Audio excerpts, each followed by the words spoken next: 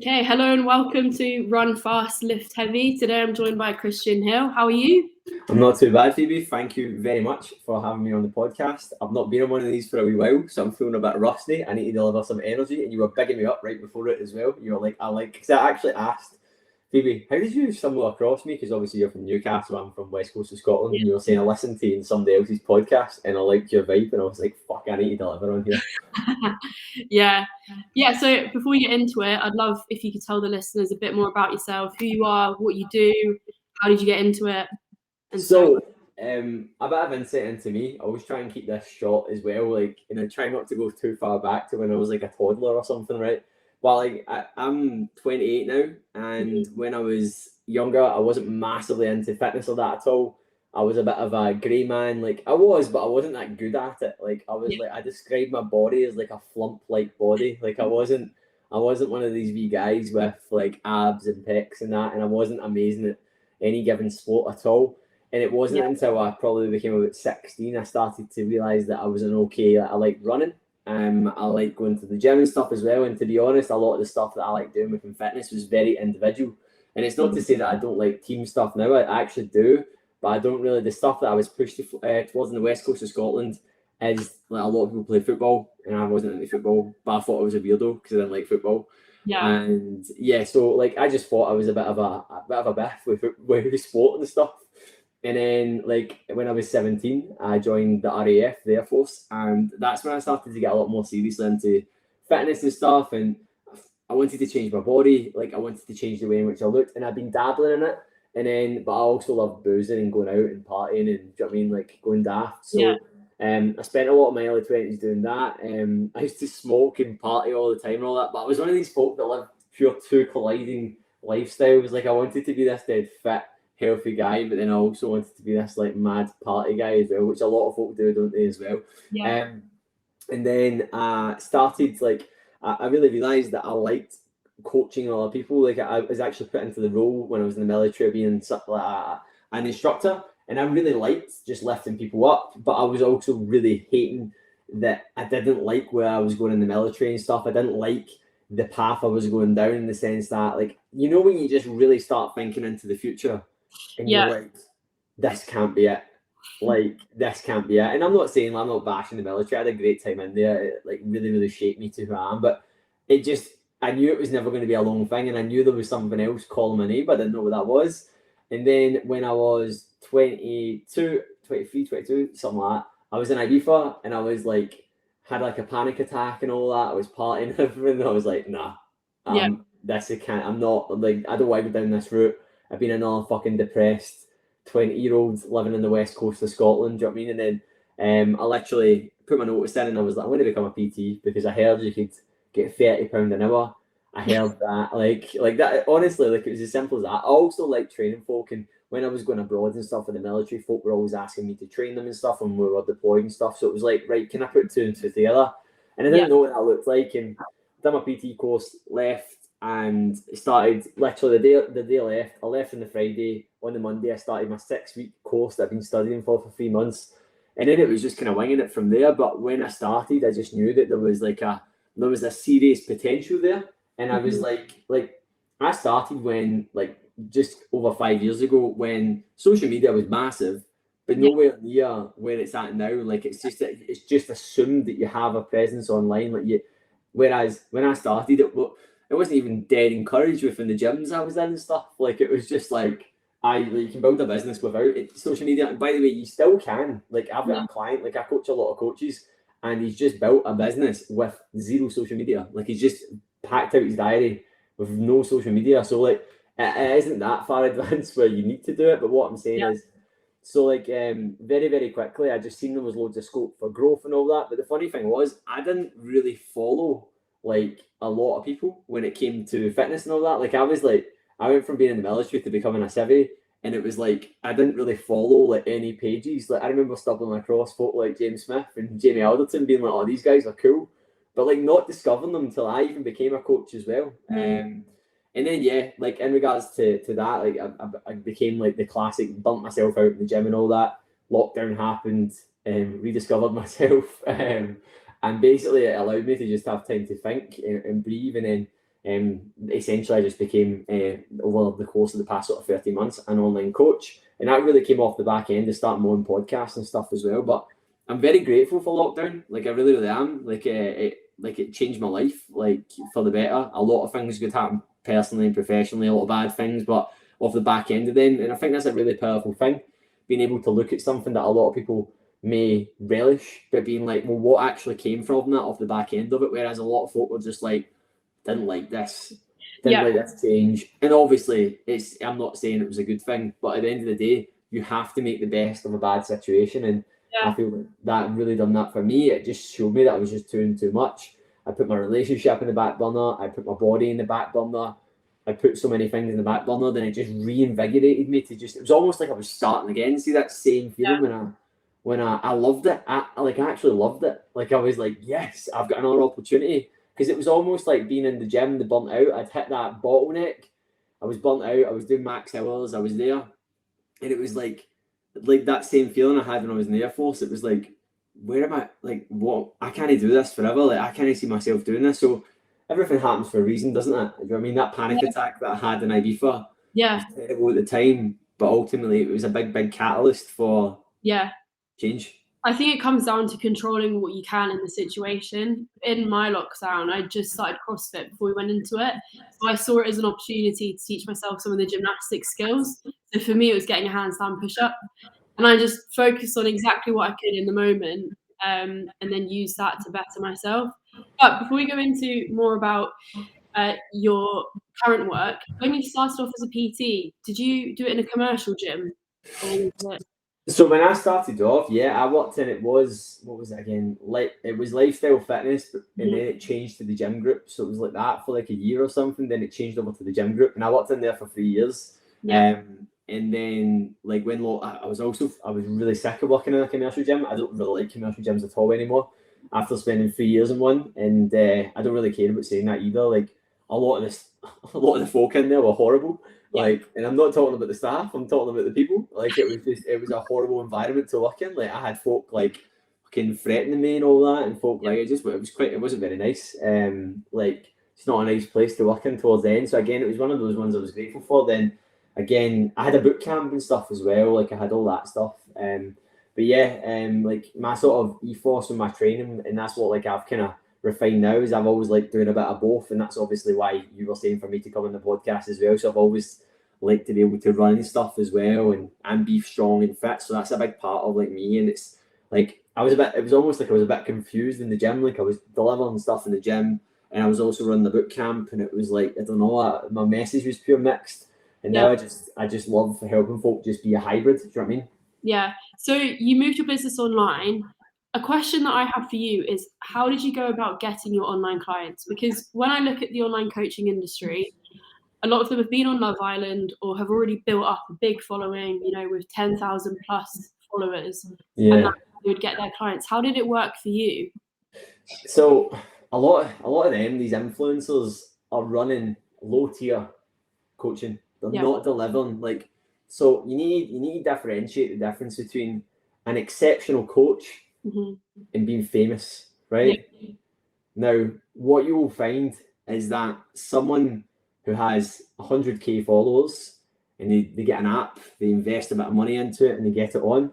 They have 1,000 clients, they make £10,000 a month. They have zero fucking fulfillment because they're not actually coaching. So it really comes down to, do you want to be known for exceptional coaching and deliver a high caliber service and actually change people's lives? Or do you want to get fixated on numbers? Because anyone can get fixated on numbers. And there's 3 things that really drive a successful business, right? 3 things: sales, churn, so people turning over, and founder fulfillment, right? See if the founder is not happy, you won't stick it. That's why businesses all fail, right? I'm happy as fuck, and my program's amazing. I've got 5k followers, and my program is 10 times better, like a million times better than what these things do, because there is levels to what we do. And on the surface, like, why do you think these folk are doing things for selling their soul to do paid ads? Do you know what I mean? Because they're trying to monetize the quickest, easiest, fastest way. human beings are very primitive in our thinking. Our brains haven't developed since we've been caveman. Everything else is cavemen and cavewomen, right? Yeah. They haven't developed, so we still focus on what we see. We judge. As soon as you see someone, it doesn't matter when someone says, don't judge a book by its cover. You judge someone. That's what you do. But you have to catch yourself out doing it. That's the difference, right? Now, it's the same when we look at numbers, analytics, and what we see on the surface. It's the same when someone, Phoebe, walks into the CrossFit gym and they see you doing handstand push-ups and they see you doing snatches and fucking, like, you're throwing the bar about and they're like, oh my God. They're looking at the highlight reel. You're looking at the front end. They're not seeing all the work that goes into it as well. And ultimately, people need to understand when it comes to being a coach is there is levels to coaching, right? And the way you need to look at it is, this is my friend Lewis that said this, right? There's white belt coaches and there's black belt coaches.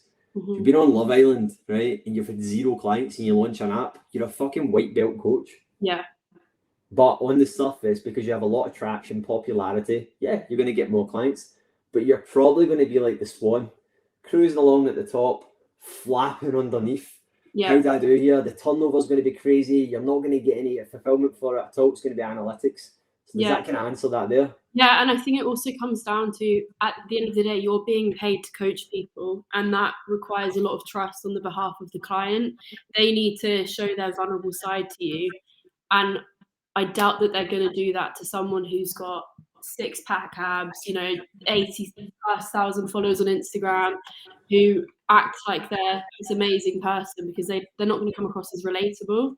Yeah. I think the thing is as well, like, what you'll find is when people come on, so I work with a lot of very successful coaches in the mentorship that I'm in, like I'm surrounded by them, and there are some people, right, that are amazing coaches. Yeah. They are incredible, right, like within their own right, but it just so happens that they've blew up on social media. Yeah. And that's just an amazing position to be in. And they are like in incredible shape. And so you need to, I suppose it's like anything else, you're only looking at the tip of the iceberg, aren't you? And I think if you go into anything doubting yourself, you're going to be like, I genuinely believe I'm one of the best coaches in Scotland. In the UK. I mean? Yeah. And it's like, if you have that level of belief, like I'm definitely up there. 100%. Like, I don't know what on a scale of what, right? I'm not going to go into it. There's no trophies for that, right? But I'm up there because I live and breathe it. I invest a lot of money in my own development. I've got a lot of skin in the game. I've got a lot of results. I've got an incredible program. Why wouldn't it be, right? And if I wanted to base things on numbers and all that, there's a lot more people with more followers and all that than me. But at the end of the day, are they doing what I'm doing on the same level? It's you really have to look at everything, isn't it? It's just numbers, isn't it? Like, it's at the end of the day, it's like you could look at someone like you would want to have way more fulfillment, wouldn't you? Fulfillment's the key thing. I actually had this conversation with someone today, and basically I was talking about business, and I was saying you could have all the money in the world, you could run a business, but see if it's not giving you fulfillment and purpose, it's not going to last. See, like, and that's what you see. That's why so many businesses fail. It's not that they fail, it's that the person just sees it as, like, see if you get to a point where you bottleneck your business, like, see where I was when I was in the gym. Yeah. I was at that point. Like, if I kept going with that, I would have just bumped myself out and went, I'm going to go and do something else, because I don't need to put up with this level of stress. I don't need to put up with this level of worry. I would quite like to have some holidays. Do you know what I mean? Like, it's like, whereas if you're doing something that is, it's the impact is scalable, the contribution is scalable, the progress is scalable, but there's no limit to where you can go. And you're a driven person.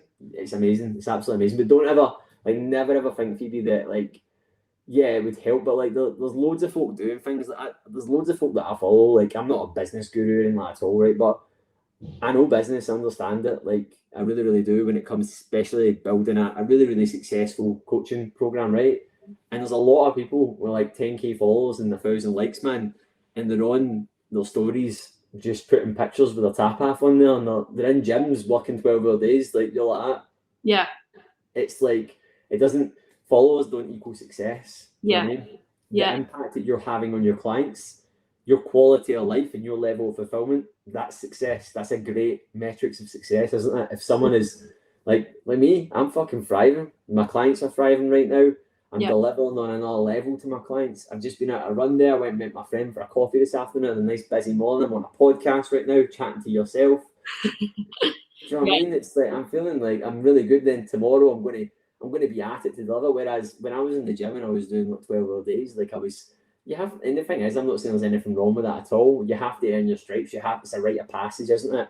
You have to go through these points, but at the same time, it's like I'm not dissing that, I'm not bashing it, but at the end of the day, there's just levels to what you do. And I'm not saying that it goes face to face then online. There's incredible online coaches. I coach a lot of face to face coaches. I coach a lot of incredible coaches that are doing amazing things face to face because that's where their values lie. Yeah.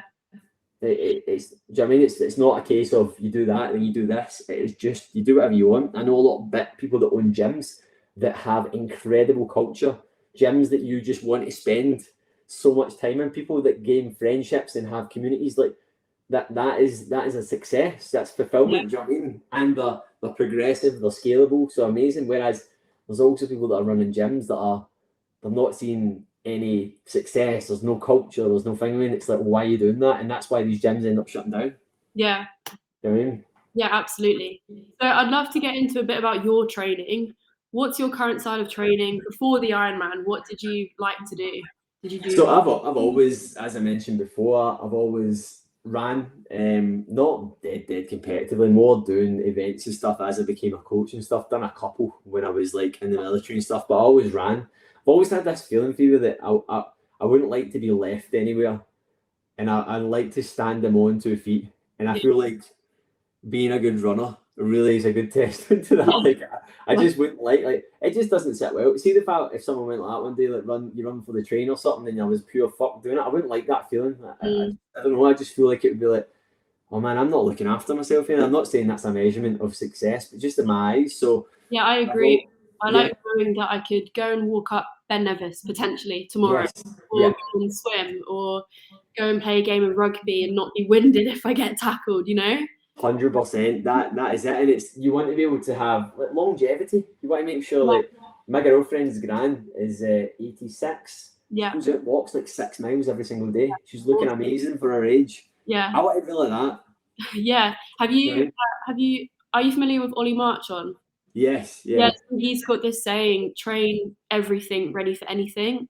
And I love that. I like the variation of training. On a Monday you're doing gymnastics, on a Tuesday it's endurance, Wednesday weightlifting. Yeah, I think it's brilliant.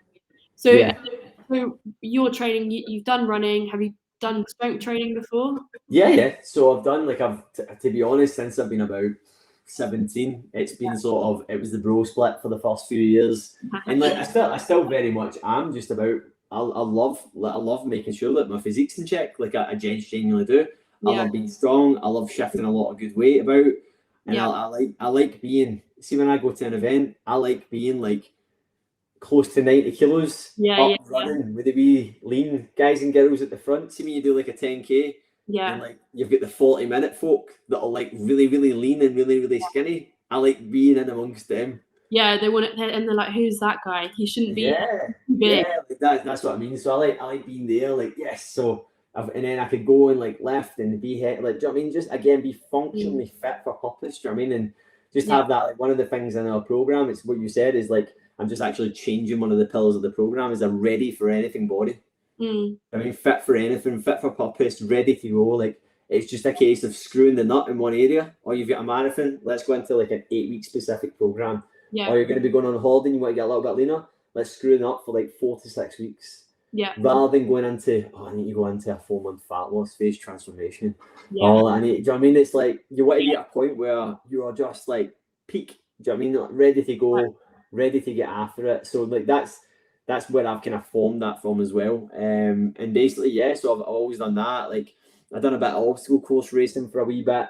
I've done CrossFit for a wee while as well. But now it's just genuinely like all these things that I've done, it's taken part. So right now I'm lifting weights 3 to 4 times per week, hitting 2 to 3 runs because I'm training for a 3-hour marathon right now. And also just getting a bit of functional work in as well, a bit of conditioning stuff, Metcon stuff. So it really depends on what I'm doing, but I'll never train weights less than 3 times per week.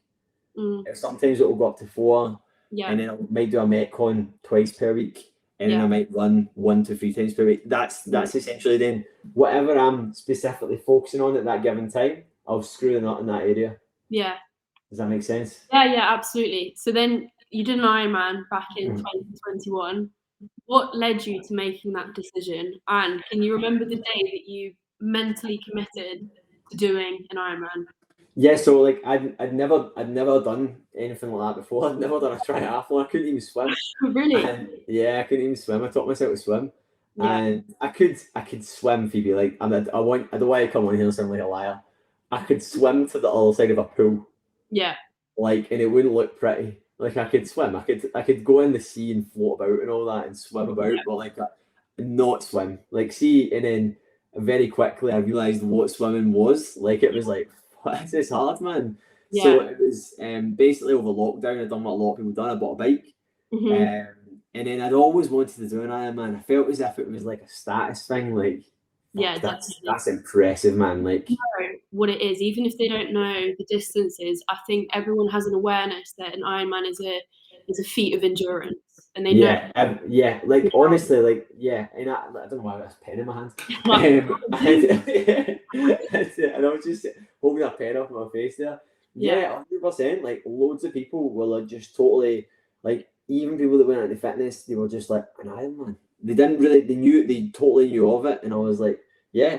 And then like it'd always been something I wanted to do. And I remember me and my friend, and I'm the sort of person where I've been able to wing things. Like I was thinking this today, right? And I was like, I was at a run right there, and I was doing like intervals, and I was like doing like a run, and I've been running loads recently, really, really specifically fast. And I'd done like a 20.5 minute 5K there, and then I stopped, and then I done it again, Yeah. and then I had to break it in two because I was pure fatigued, and I was going, why? I've been able to knock a sub 25K out of the park with zero training, Yeah. and now I'm specifically training, Yeah. and I can't do it. Yeah. Obviously, it's just obviously you take everything into consideration, but I'm the sort of person that for years, to be honest with you, with my level of consistency and what I've been doing, I have been winging it. Like I've been totally winging it, and I bought that bike and I was going at nice big cycles and all that, and me and my friend were like, "Do I just do a 100-mile cycle?" And we done a 100-mile cycle with like zero training. Yeah. Most we'd cycled was like 30 mile.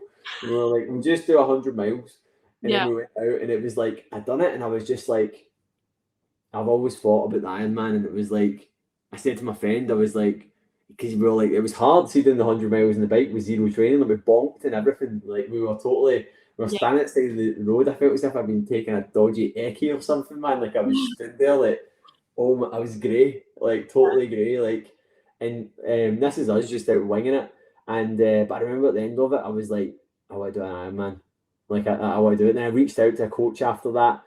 And he was like, right, okay. He was like, right, we'll see what you're like. And I was like, I can't swim. And he was like, all right, we'll work on that. We're fine, you'll get it. And I was like, and I totally like when I taught myself to swim, I didn't have any. It was just my coach, John, sending me WhatsApps going, yeah, just pretend you're on a ladder. Yeah. Like, totally just winging it. And like obviously being on a ladder as if I'm like striking down. Yeah. And then, so basically was like, John's like, right, and we worked on a few things. I ended up PBing my 5K, my 10K, and all that when I worked for him, just to get a bit of a base. We worked in some speed, and then we were like, he's like, right, I want you to do a half Ironman. I was like, I've never done it, and he was like, Kristian, you've got the ability to do it, and it will let you set the tone. And then I think it was like the September, October or something. I was like, went out and done a half Ironman, but instead of doing the swim, he's like, run a 10K, do the cycle, then run a half marathon. Yeah. And I was like, all right. So I went out myself and I done a half Ironman. Yeah. And then I think I was absolutely done in. Like, didn't do it. Like, again, zero specific training for it. Yeah. And then I just done it. And he was like, I knew you could do that. And then basically after that, not long after, in November, I locked in an event. But I'd been putting them off because obviously at that time in 2020, when was that? 2020. This was at the end of 2020. So it was like everything was coming and going, events. So it was like, I would have booked it sooner. Yeah. But it was like waited. Then in November, I booked the event. It was for Ironman Mallorca in May, but as you'll know, all these things got pushed back and all that. So my Ironman journey was a bit hairy, to be honest, because it just like I haven't cycled or swam since. Like that's how much. Yeah, I haven't cycled or swam since. I've ran loads, like, but I just it just honestly like see the end of it, Phoebe. I was like, I fucking hate this, but I'm doing a half Ironman this year. All right. Yeah. It seems like you went from being a person who was quite confident in your training, you know, you didn't really push the boundaries, just getting by to be very fit to do enough, to then becoming a white belt. How did that work for you? You know, you went in and you couldn't even swim a lap comfortably. Yeah, well, to give you some insight as well, I've done a lot of grueling challenges and stuff prior to that. So Yeah. I've done like 24-hour challenges and again, winging them. Like just totally like I'd done mountain races. I'd done like charity events where I'd ran up and down mountains twice and all that and stuff on myself. So I had a good level of belief in myself. Like, do you know what I mean? I just had like, ignorance is bliss. And I genuinely had this thing where I was like, nah, I can do anything. And it's like it's a bit of ego, but it's when you harness that dark energy and actually harness it to be in your favor. So I was like, nah, I can do that. I can do it easy. So I wasn't worried about the running, and funnily enough, I ended up getting an injury and had to walk most of the marathon on the actual day of the Ironman. So basically, yeah, I was like, when I obviously signed up to it, I was like, yeah, I'll figure it out. Started swimming in the pools, and honestly, I couldn't even do 2 lengths unbroken. Like I was like totally. And it scared me. Like it really, really scared me. But I'm a strong believer. I understand consistency. And John was like, "It'll click." So every single week, I just went to the pool twice a week, every single week, and just I hated it. I actually was talking about this today. Funnily enough, I'm doing a talk in a college soon, and basically the guy, Stuart, the guy was really interested because he's doing a triathlon this year, and he was picking my brain about it. So it's really fresh in my brain. So I was talking about it. Well, I hadn't spoke about it in ages. Yeah. And then basically. Yeah, like he was picking my brain about the swimming, and I was like, I just trusted that I would click. Like I just like and this is the one thing that I say to my clients. I actually wrote a post I'm going to put up today or tomorrow. I don't know when I'll put it up. And basically, it was saying what really differentiates a success in PLU, my program. And I said, number one is someone's ability to think and play a far greater game. And see, from years of doing different things, throwing myself in, joining the military when I was 17, like, do you know what I mean? Just, I had a lot of belief in myself, Phoebe. Like, that was it. And that's something that, it's all well me saying that, right? That's something that takes practice. Do you know what I mean? But see what I said when I joined the military? I knew that, like, I just knew there was I knew I was capable of more. Not saying that I wasn't filling my potential where I was, and I knew that I was capable of more. And the funny thing is, it's when you really start to find something that allows you to thrive and allows you to just continue going, it's just amazing. And that's what I love helping people do, Phoebe. Like that, see what I'm talking about right now? Like that is what it makes me really excited talking about it. I love giving people that level of belief that I have for myself. That is kind of my mission. That is what my sort of crusade is.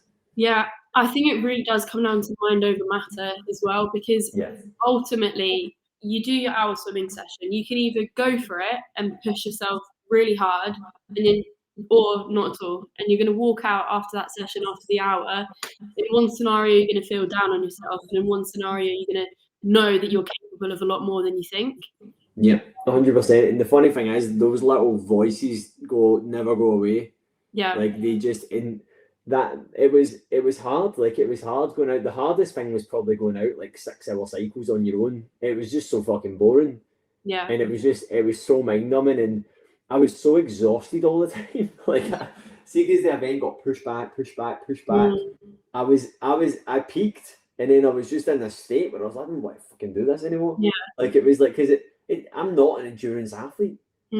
Like so, it was like it wasn't in line with my values. Like it was starting to take its toll on me. Like I wasn't feeling like my training, my energy was so zapped because I was literally out doing something I didn't really want to do anymore. Do you know what I mean? I set out to do it in May, and I ended up doing it in August. It was way beyond. So, and I've been training. I was going out. I remember in the winter, I made this like I was literally like going out in the winter in Scotland, training in the winter for a fucking Ironman. It is terrible. Like it's actually terrible. Like I was going out cycles and just going out for like honestly, I look back at them now and I'm sitting going off like 40 miles is a lot, right? But like at that time I was going off 40 miles, like but like 40 miles with the wind and rain and cold battering you, like is just horrendous. Like it's just not good at all. So yeah, it definitely. I remember actually being like, Taylor, like I'm just so tired. Like I'm just so exhausted, and I don't really want to do it. I actually said like, I never was going to give up. I would never give up. Like it's just something that I would not do it. I got to the point where I was like, I have to fucking walk and Yeah. crawl and pedal really slowly, I'll do it. Like if it takes me 24 hours, I'll do it. But yeah, like that was never that's why I say, like, remove giving up as an option Yeah. and you will become unstoppable, absolutely unstoppable. And yeah, like it was just it was an experience, and I just kept visualizing finishing. Yeah. And it was great. It was a great feeling finishing. It really, really was. I So was going to therapy at the time, and it was just to learn a bit about myself. Yeah. Nothing wrong. Not saying that you have to be in a place of pain or that, but it was just to. Yeah. And he was actually, my therapist was actually going, like, do you not think you're like maybe overthinking, like, what happens if you get there and it isn't? I'm like, no, it'll be amazing. And it was like, it was so Yeah. nice to finish it. It was so good. And even still to this day, I was at an event last week in Northern Ireland, and folk are still like, not that everyone's talking about it, but I mean, like, I hadn't seen some people and they were like, you've done that last year. And it was like, it's still it is quite, and then afterwards, like, folk are just, because it's a feat, it really, really is a physical feat. It's like 140 miles you cover. Yeah. Like, swim, cycle, and run 140 miles in a day. It's mental. So you cover 140 miles, but what does your week of training look like leading up to it? How many miles are you covering a day? How many hours are you training for each day? So, like anything, it really comes down to where the person is at that's doing it. For me, it was just about getting it done, getting it there. I wanted to do a sub 12 hours, and it ended up being like 14 hours, 45 minutes, because I was just I got COVID 4 weeks before it. Yeah. Yeah, and that tanked my energy as well. So yeah, and I had an injury where I wasn't able to run for 7 weeks as well. And then when I started getting back into my running 2 weeks after I got COVID, so I just wasn't optimal at all. But it was just I think I was just so gutted as well, Phoebe, because it was like it got to the point where I didn't think I was going to be able to do it, because of, like, I was meant to be going to France, then I couldn't go to France because I didn't have my second vaccine because I got COVID. Yeah. So I had to find another event in the UK, then I found the Dalesman, which was luckily enough on the same day. So it was just and I'd contributed so much energy, time, my physique, my energy, everything to this one thing. And I felt like I felt like a fool, because it was like, if I don't do this, I'm going to look like a tit. And I know you shouldn't care, but it'd been my life for such a long time. And it was just, it just felt like, see, if I wasn't able to do it, it would have really made me feel low. Do you know what I mean? So I'm glad that I'd done it. But what was the question again? No, no problem. It was more about your week of training leading up to it. So what did it look like? Did you have certain swim, run, bike days? So basically, like, John didn't do any resistance training. He wasn't into resistance training. So he was like to me, just leave your resistance training. I was like, no. But basically, I made sure that I had 2 resistance sessions. I'm now working with a coach now, Joe Parrish.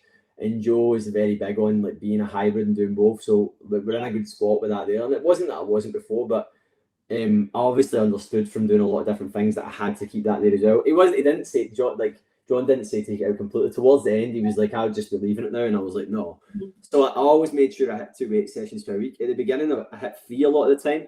Yeah. But see, the mesocycle and the way that I was doing it, the macro cycles, they got so fucking all over the place, because it was like, right, you're doing this build block, then it was like, no, you're not, because the event's here. So it was like, I was out, like, seeing, like, the December, I was swimming twice a week, doing intervals in the pool, just building up my sort of conditioning there.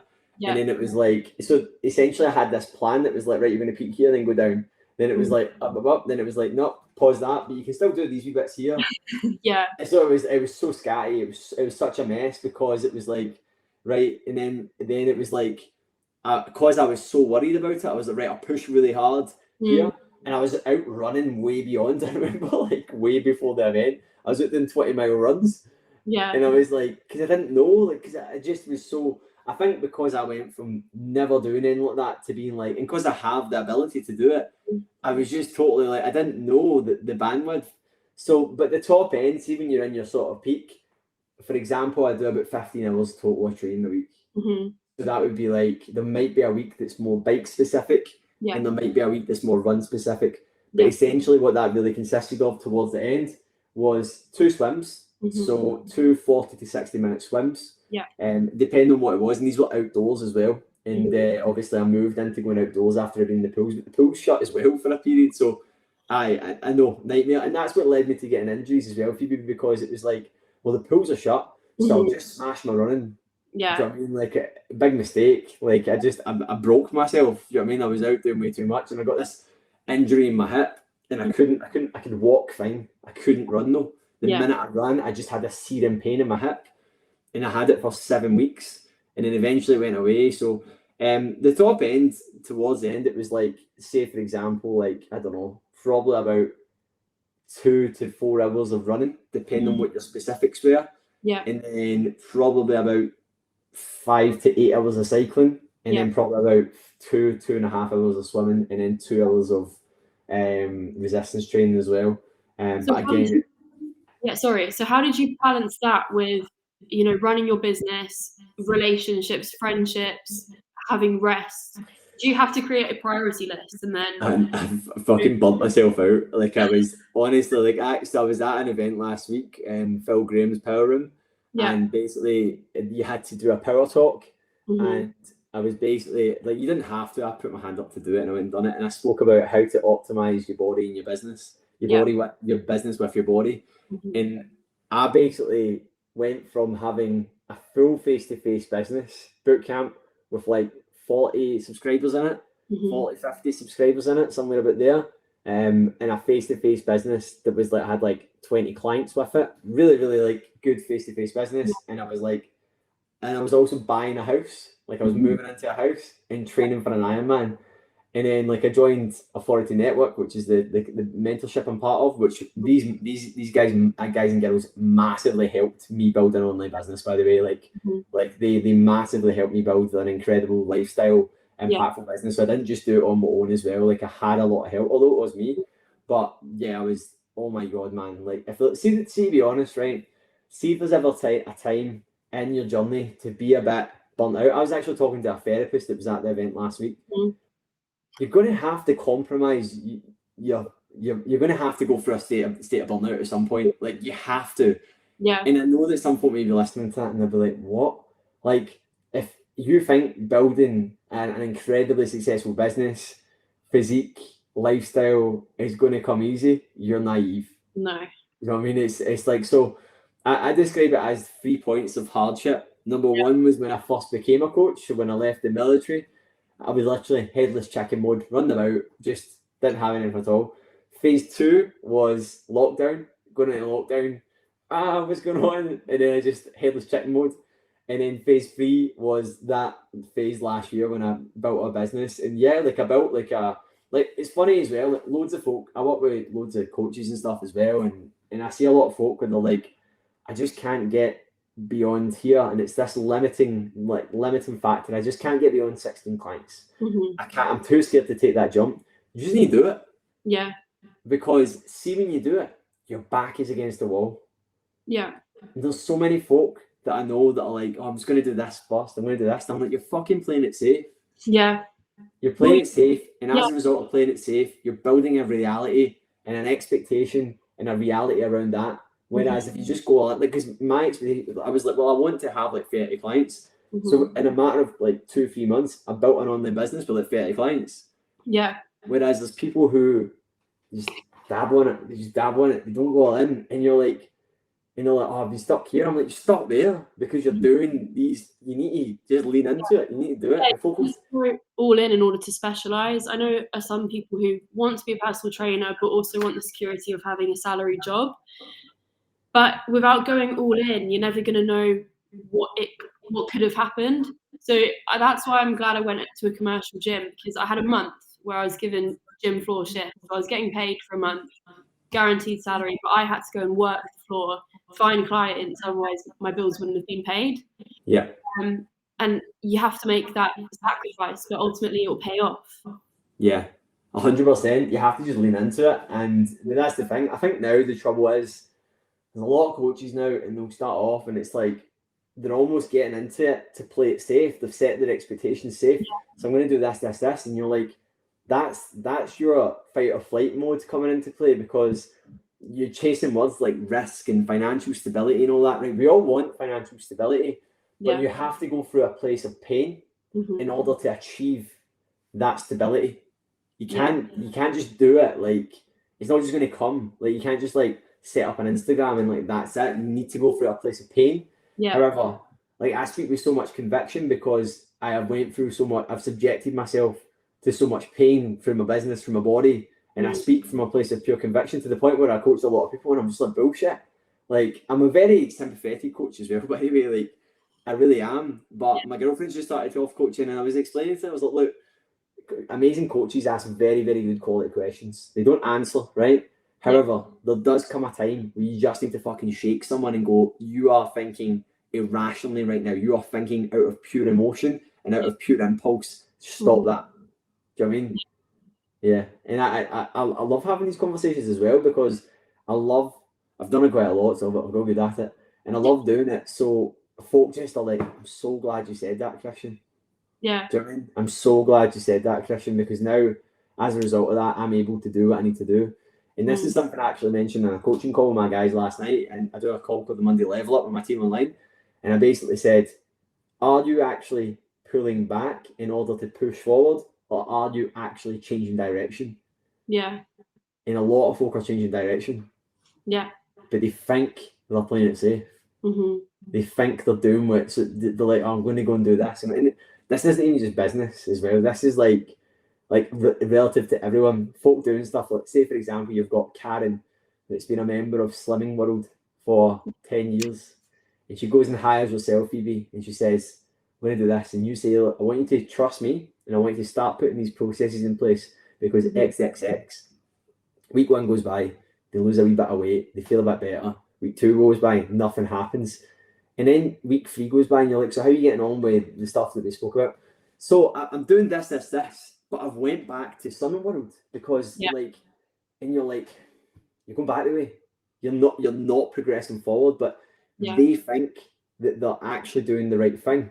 But ultimately, the reason they're in the position they're in now is because what they were doing wasn't working. So why are they going back to something that wasn't working? And all it is safety, focus, scared. That's it.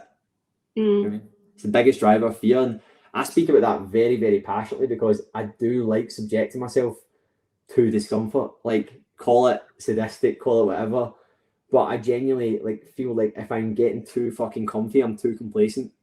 Yeah, no, I completely agree. And it's why, so if I do a workout in the morning and I feel like quitting during the workout, I know that I'm going to walk out that door knowing that I've pushed myself to the limit and knowing that I've overcome something that a lot of people wouldn't dream about doing for fun, you know? Yeah, and it's 100%. Like, and with, I've been getting into having ice baths and going in the North Sea for fun. But you do that, and then the rest of your day, you just feel euphoric because you've done something hard and you've overcome a mental barrier. So anything else tough that comes up during the day, you know that you can overcome it. 100%. And it's like getting used to that because what you'll find is if you're not used to it, the minute something does come up and it's a challenge, and this was the second point, and this was, remember I said, what deems a really successful client in my program? And I said, someone's ability to accept ownership of challenges and problems. Yeah. Whereas if you're always shying away from something that makes you feel uncomfortable, and I'm not talking about like going in ice baths, not like I have a cold shower in the morning and stuff like that. Yeah. But you don't have to be that hardcore and jump in an ice bath and all. You don't have to do that if you're someone that just wants to initially get started. Yeah. I'm talking about having the discipline to set out a 10-minute plan every Sunday. Yeah. That's discomfort because there's an easy option not to do it. Yeah. But that 10 minutes of planning can alleviate 10 hours of stress during the week, right? And what you accept becomes your standard. So if you literally accept shit standards on a daily basis, your standards that's what they will become. If you're doing things that on paper, you might be hitting the gym, you might be doing X, Y, or Z, you might be doing this. But if I was to be a fly in the wall and look at your daily actions, how would you rate them? How would I rate them? And see if that's like a 1 to 10. Are you surprised why you're not optimizing what you're doing? Yeah. And this is what folk do not realize. It's the standards across the board. And if you don't accept shit standards in other parts of your life, do you know what I mean? That might be for things like zero boundaries with your phone. As simple as that. If you're sitting up to 12:30 every single night, 1 a.m, scrolling mindlessly on TikTok, that's a shit standard. Yeah. Well, how you do anything is how you do everything. That's it. And a lot of people don't agree with that, but I do. Yeah, I do too. And it's like, the thing is, like I was actually talking to someone the other day and they said this and I thought it was dead funny. They were like, you know how I feel like sitting on, like you're sitting on the toilet and you're like scrolling on your phone, Yeah. and it's like you go, this is a really rubbish habit. Like, what, I need to stop this. It's like, see, Yeah. like if you've got wee key indicators, like see if you're someone that's quite highly driven, right, and you're always going to do it, like because I went through like the start of the year. I was talking about this last night as well. I was arguably like being too regimented. I didn't drink for like 8 weeks. Yeah. And I was living like, I wasn't living like a monk, but I was going to bed at 10 every night. I read like 3 books in January in my bed at night, right? And like I was just dialed in with my nutrition so much. But so much so that I was actually being a wee bit too stringent at myself. And I look back at it, then I went away traveling to Spain for 3 weeks there, just moving about the country. And it allowed me to kind of just, I had great standards, but I also still had some poor standards. My sleep wasn't as good. I was consuming a bit more alcohol than normal and stuff like that. But I've came back and looking back, I'm like, it's nice to have that wee bit of balance there. But as long as you can identify and learn and be like, right, how, and see being in shape, see being incredibly fit, see operating at your best, it's hard. It needs to be on the forefront of your mind every single fucking day. Every day. You need to think about it with every moment, right? Folk may call that obsessive. It's not. Like it's certainly not. It's really, really not. I'm not talking about being 3% body fat and having veins in your abs. I'm talking about just maintaining and living your most optimal self. Do you know what I mean? Yeah. So let's talk a little bit about your race day for the Ironman. Yeah. Did you have any hurdles you needed to overcome on the day? Did you want to point? How did the race go? So I wasn't nervous for it at all. Like I think as I just managed, I ran through every. This is a really good tip as well. If anyone's got any events coming up or in at all, just run through everything that could go wrong. I was scared about my nutrition as well. I wanted to make sure I nailed it and just didn't bonk at all of that. I knew that like my plan as well was just try and keep my heart rate below 160 when I'm on flats and stuff like that, because the thing was I wasn't conditioned to be doing it at like a decent pace. I was just conditioned to get around it. And I knew that I had it in me. And I just kept telling myself, Phoebe, like, you've done the work. Yeah. You've accumulated a lot of mileage in your bike. You've taught yourself from swim. You've actually I've done the full distance and all that before it. And then like on the day of the race, it was just an emotional day. It was just very, very like a lot of self-talk, a lot of digging deep, like a lot of like when I done the swim, I came out of the water and I just was like, done it. Like I was like, I can't believe I done that. And that was the bit like I just had this pure moment of like, I don't know, it was quite euphoric, and I was like, when I booked up to that in November, I couldn't swim. Yeah. And you are on the day of the Ironman and you're just moving on to phase 2. Yeah. And then it was like, I don't know, I just really took each stage as it came. Like I just went, right, okay, got my stuff, got my bike, took on board some food right away, man, and then just cracked on. And then like was going round and there was a lot of people like moving around. You're not really meant to talk to anyone on that bikes, but there was a few folk that were just kind of cycling next to each other and we were just hitting a good pace, chatting, man, and then just kind of getting through it. And I just kind of pretended, like I just thought to myself, I was like, I'm just gonna like just focus on 1 mile at a time and enjoy it. And it was really nice. The Yorkshire day was just nice, but what like going round the first sort of 30 miles were okay. Then it was like you hit like a hill phase and it was just so hilly. And I remember I just had to keep getting out of my head of like, because it was 2 laps. Yeah. It was two 56-mile laps. Yeah. And then like I was just being really optimal. I was like really just getting in the right gear on my bike, making sure I wasn't burning my legs out and getting cramp, making sure that my nutrition was on point, using every downhill I could. Because see, when I every train, this is one thing I done in my training runs as well. I never stopped pedaling in a training run. See, for like never stopped pedaling. Even downhill, I never stopped pedaling, right? And seeing the day of the event, I gave myself the permission that if I was hitting a downhill, just recover. Just recover right now.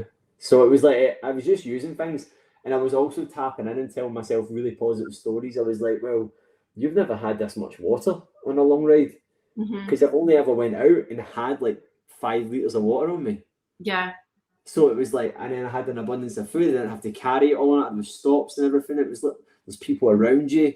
And it wasn't that big an event, but it was like, I was just really digging into the positive stuff. And then just keeping an eye on my heart rate, speaking to myself, like thinking about like, I've done this stuff at therapy where it was like thinking about like stepping into a really positive state of mind. I patched it and I just thought about my mum and dad's dog. Like I just kept, because it just makes me dead happy. And I was just thinking about and I kept thinking about crossing the line. And then I got round, and then the last like sort of part of the cycle, I think it was like mile 70 or something. I was like, oh man, I'm dying. Like my guts were sore. I felt a bit sick. Yeah. My knees were sore and everything. And I was going, I've got a marathon to do. And then it was like, got back and then came in again, finished the ride. I finished it really strong. Last like 10 miles, I was flying, man. Like it was really good. And it didn't even feel hard. It was like, I'm just in a good spot right now. And then I got back, chucked my stuff on, and I just started running. And then I ran the first 6 miles, 5 miles, 6 miles. Yeah. And then after that, like my heart rate was just because I hadn't done any of the conditioning to it. So I done the swim 1 hour 26. I done the cycle in like 7 hours. And then I ran the first 6 miles, and I pretty much had to, it was like walk, jog, walk, jog. And then like I really like the last like sort of like once I was at mile 18, folk were collapsing and stuff. Like there was folk, it's like an Ironman shuffle. Loads of folk are just shuffling. They're not running. They're just loads of folk are just shuffling about. So yeah. And then just going round. It was a nice wee. It was a wee intimate race in the sense that it wasn't that big, and all the supporters were amazing. It was all folks' families and all that, and they were just like so good. And it was like, and then like finishing, I done it in like 14 hours 45 or something. And then I didn't like looking back. I'm like I could have done it a lot quicker, but it was like I'd done it with everything against me. Do you know what I mean? So it was like, so I was really happy. And then finishing, man, I got really, really emotional. I just started crying at the end of it. It was just really, really nice. And then, yeah, it was just an amazing day. Like I'm just really, really, really, really happy that I done it. And now you are an Ironman. That's something that very few people can call themselves, and that's very special in itself. Yeah, I know. What was the first meal you had after the race, or the next day? Did you just go for it? I went. I got really drunk the next day. Like I was in saunas. Yeah, I know. So I was in Ripon, and that's what it was. It was such a beautiful place in Yorkshire. And then we went to the next day. We stayed in York. We were like, we'll just go and spend the day in York. But that night I got back, and like it was so the hotel we stayed at in Ripon was beautiful. It was just like a little restaurant with like 5 rooms above it. But like all the staff were so friendly, and I came back and they were like all sitting outside, and they were like just chatting to me and talking. And there was somebody else that done the half one, and we were just chatting away. And then I went upstairs, and I think we ordered the Dominoes. I didn't even eat it all. Really? Like, my guts were in bits. Yeah. And eating gels all day and eating just hundreds of just very, very refined, like just processed food.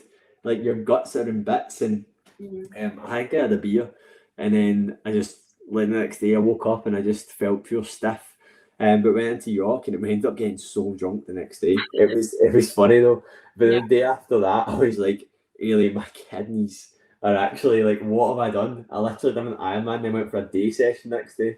But it was a great day. It was a great couple of days as well. Yeah. It was nice as well. And I have to thank Ailey, my girlfriend, for just being my wingman and supporting me the entire way as well. Because it was in putting up with me, like building an online business and whilst we were moving house and training for an Ironman and all that. So yeah, it was an incredible thing. So if anyone's thinking about doing it, it's a big one. Just do it. Yeah. It's behind me there as well. If you're going to put any the wee medal and stuff like that, it's up behind me there. So definitely proud of it. And I'm doing the half Ironman in August, so I'm looking forward to it. But I'm a total novice. It's funny. Loads of people have asked me. I think it's just folk think it's impressive because it's like I didn't do that. Like I was like, I'm just gonna do this, and it wasn't like what I done. Whereas if I was in a room full of Ironman right now, and women that were like they'd be like, this guy's a fucking novice. Do you know what I mean? Yeah. So the final question I want to ask you is: you seem like you're someone who's always looking to improve themselves and be better than they were yesterday. Where did that start for you? Have you always been like that, or was it when you left the military? I've always been like it. Like I've always I just always knew that I was capable of more. I knew that since I've been a wee boy, I've always looked after things that like I'm very, very attentive with things that I get, and I want to make sure that I get the most out of everything that I do. Like even from when I was younger and I got a pair of running shoes, I would wear them into the ground, and I would make sure when I got them, I don't like wasting anything. Yeah. I don't like, and I think the biggest thing for me is I don't want to have any regret. I don't want to look back, and I think for obviously everything happens for a reason, and all that, but like I really I was really unhappy for the last probably 2.5 years being in the military, and like I can see so many folk doing things, and I actually did deliver a talk recently at an event we done called Big Impact Day, and basically we were talking about like my talk was called Discovering Your Inner Hero, just like what I'm kind of talking about right now. It's that journey of belief, and I'm just on a bit of a mission, a bit of a crusade to show more people that I just felt like no. I knew that. See what I was doing right now. Like last week, I was at an event with some of the top figures in the fitness industry. We delivered an event recently with 100 people at it. I'm on podcast and all that.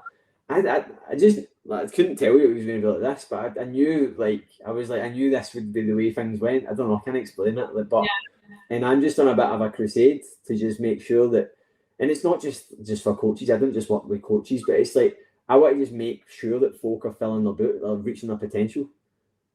I mean, I want to make sure that they're squeezing every single bit of potential out of themselves. Do you know what I mean? Like I just don't want.